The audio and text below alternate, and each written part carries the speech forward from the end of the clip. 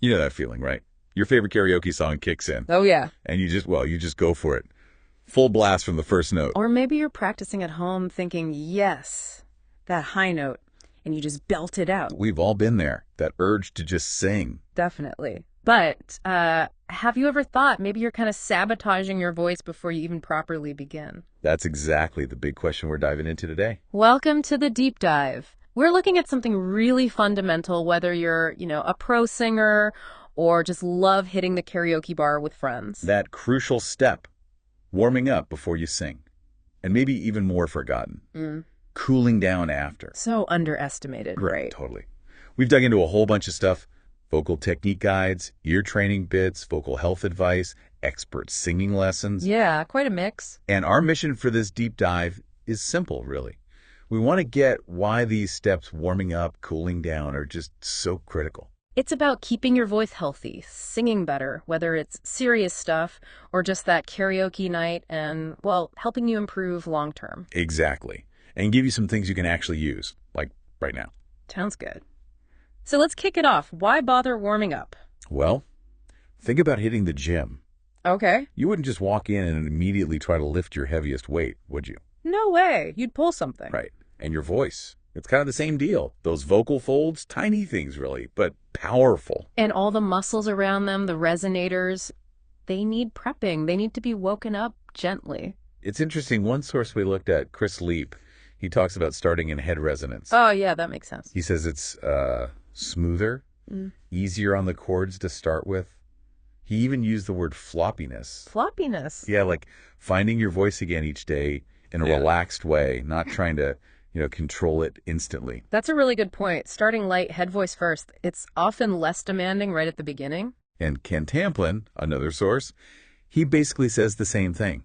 Start gentle. Right. He warns about pushing too hard too fast. That's how you get strain. So it's not just the vocal folds getting warmed up, is it? It's the whole system. Absolutely. We saw mentions of rib cage expansion. And that diaphragmatic breathing, the deep belly breath, that seems foundational. It totally is. Think of diaphragmatic breathing using those lower core muscles as the engine. It provides the power, the support. Okay. And when that's working right, your throat, your neck, your jaw, they can stay relaxed. So the breath support takes the pressure off the throat muscles. Pretty much. It stops you from tensing up there, which is key. Which links to something else we found. This idea that tension can be a fear-based response. Interesting. So if you're warming up properly, focusing on technique, could that actually help ease nerves too? I think so, definitely. When you feel prepared, when you feel in control of your breath and your voice feels responsive, You're less likely to tense up out of anxiety. exactly, it builds confidence. So the warm-up isn't just physical prep, it's mental prep too. Okay, that makes a lot of sense. So we know why. Let's get practical. What does a good warm-up actually involve? Right, the components. Breathing's the first start. The diaphragmatic stuff again? Yep. Focusing on that deep, low breath.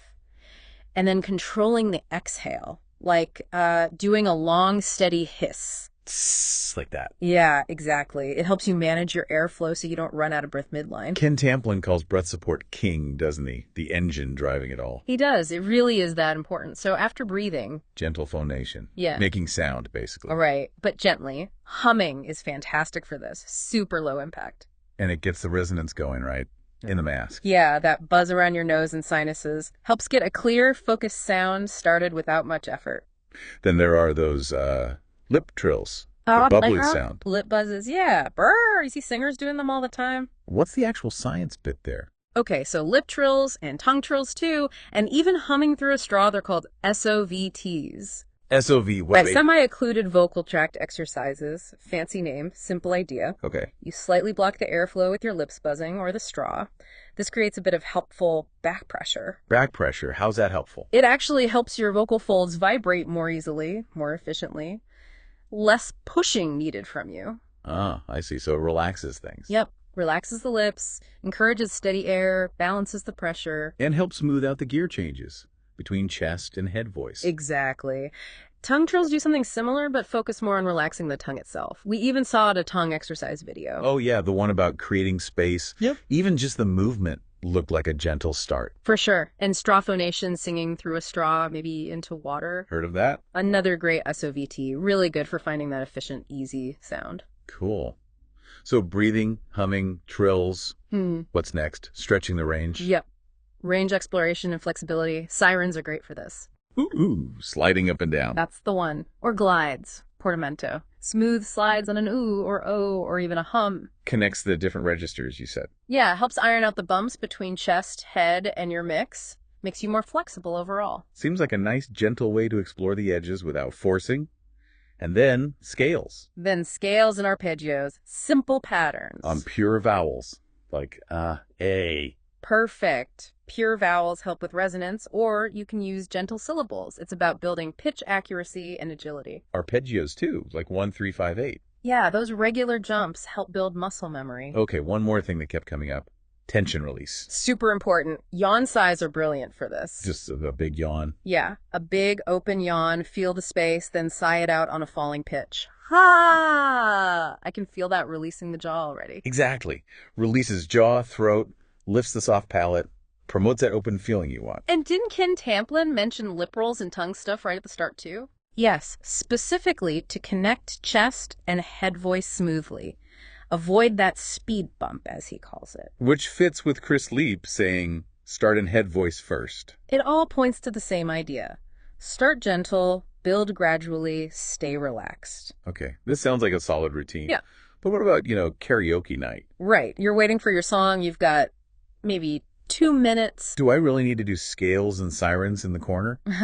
Maybe not the full routine, but even just a minute or two can make a huge difference. Really? Like what? Some gentle humming, a few lip trills, just something to get things moving easily. But you don't strain reaching for that Bon Jovi high note. Exactly. Especially if it's a demanding song. The point is, even a short, gentle warm-up is way, way better than nothing at all. That's actually really good advice. Okay, so we've hammered the warm-up, but what about the flip side?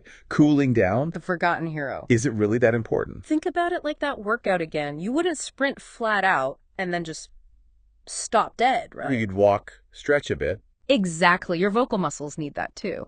A gradual return to rest. Helps prevent stiffness, aids recovery. So what does a vocal cool down look like? More humming. Gentle humming is perfect. Sustaining some easy low notes, maybe some gentle descending scales, sliding down comfortably. Just easing everything back down. Precisely. I saw a note about warming up at the same time each day, the voice having a biological clock. Yeah, consistency helps, and that routine should definitely include a cool down. It's like building a habit for vocal health. Totally. Just like cooling down physically helps prevent cramps or soreness later, a vocal cool down helps prevent fatigue and potentially bigger problems down the line. So, long term, consistently doing both warm-ups and cool downs. Yeah. What are the big payoffs? Sounds like more than just avoiding hoarseness tomorrow. Oh, absolutely. The long-term benefits are pretty significant. We're talking improved range over time. Getting higher highs and lower lows. Potentially, yes, and more flexibility across that range. Sources mention that. Also, better pitch accuracy. Hitting the notes more reliably.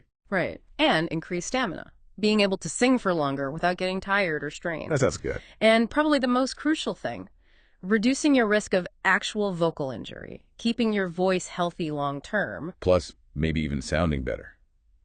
Better tone. Yeah, enhanced resonance, smoother transitions between registers. It all adds up to a healthier, more capable voice. It's a real investment. Definitely sounds like it. Yeah. So, any myths we need to bust here? Yeah, a couple of big ones. First, warming up is only for professionals. Yep. Not at all. Anyone who sings at any level, even just for fun at karaoke, benefits from warming up. Protect your instrument. Good point.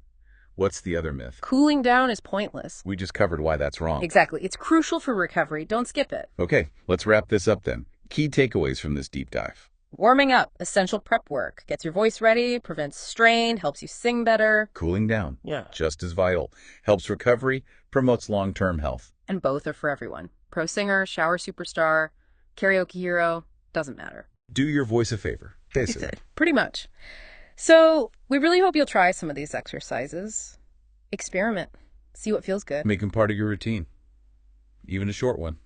And definitely add that cool down. Your voice will thank you. Seriously. So here's something to think about before we go. What's one small change you could make before you sing or after? Maybe just humming your favorite tune gently before you hit the stage. Or doing a few sighs on the way home. Just a little tweak.